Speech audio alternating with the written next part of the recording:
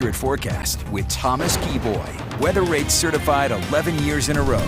Good afternoon, Utah. I hope that you're having a terrific Tuesday. As we go through today, those winds are going to start to kick up, especially down in southern Utah, but it's going to be breezy across the board. We've got an upper level low pressure hanging off to our west, and most of the wet weather today is going to be staying off to our west, but those winds are going to start to increase really out of the southwest. Temperatures will get closer to our seasonal averages today.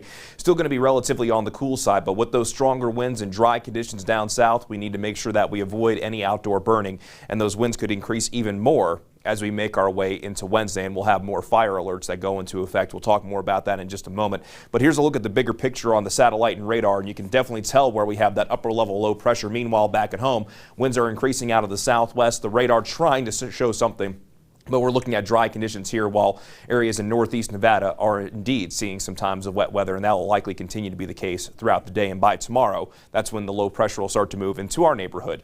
Here's the view from Utah Lake. Just a few puffy cumulus clouds, but if we were able to look at this long enough, those clouds continue to race in from the southwest, and we're likely going to see some areas of patchy blowing dust along the Wasatch Front by later this afternoon. Meanwhile, Bryce Canyon got some upper level clouds. These trees have been shaking in the wind, and you're likely also seeing at least a little bit of smoke in the sky around Bryce Canyon, where we have right now a wind gust of 43 miles per hour in Cedar City. It's especially windy down south, but we're starting to see a few stronger winds, like 17 miles per hour in Salt Lake City, 23 miles per hour in Evanston.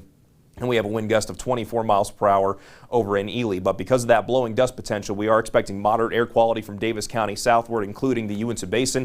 And then we're also likely going to see moderate air quality across the southwest desert in Iron County and in Washington County due to that haze from that patchy blowing dust. As I mentioned before, daytime highs will be closer to our seasonal averages. We'll climb to the low and mid 60s along the Wasatch Front with a daytime high of 63 in Salt Lake City, 67 degrees in Provo, 62 in Cedar City. The upslope flow will result in St. George only reaching the middle 70s, quite a bit below average. Then we'll see daytime highs in the 80s in both Moab and Bluff. So let's begin the Futurecast 1 o'clock this afternoon, staying on the dry side in Utah with those strong winds as northeast Nevada continues to find times of wet weather. As we go into our Wednesday, those winds increase in southern Utah once again, but we'll start to introduce the chance for some wet weather in northern Utah, mainly in the form of valley rain and mountain snow, but we might be able to get a little bit of snow down to the valleys. Doesn't look like it's going to be too impressive of a system when it comes to wet weather, but once we get into Thursday afternoon, that system moves away.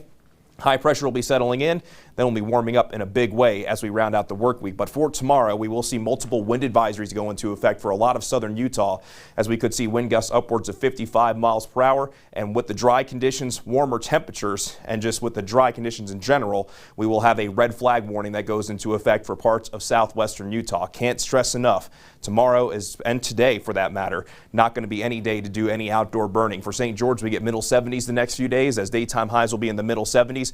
But once the winds start to die down as we go into this upcoming weekend, it will get hot quickly across the southwest desert. Then along the Wasatch Front, breezy for today, a chance late for our Wednesday with a chance early on Thursday as the temperature takes a little bit of a dip. But once we get into the weekend, we'll see daytime highs go from the 70s into the 80s by Sunday into Monday.